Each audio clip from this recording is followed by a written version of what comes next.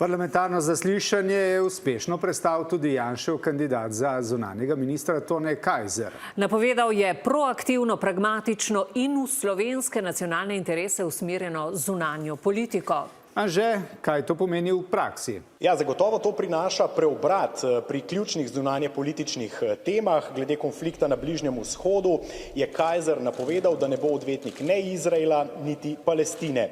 Dosedanjo politiko leve vlade, ki je glede vojne v Gazi govorila o genocidu in vojnih zločinih Netanjahujeve vlade, ter tudi priznala državo Palestino, pa je kandidat SDS-a primerjal z nogometnim navijaštvom.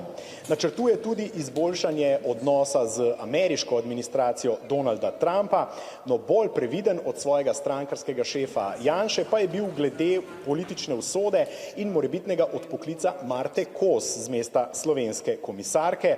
Dejal je, da pričakuje dobro sodelovanje. Vsekakor Izrael ne bomo več obsojali in dajali, bomo rekli, moralnih ali pa vrednostnih sodb.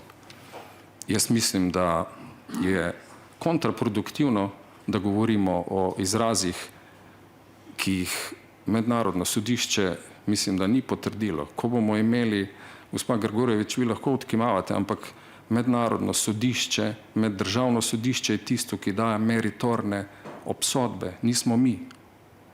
Lahko pa še naprej smo glasni, ampak to je samo v škodo naših lastnih interesov.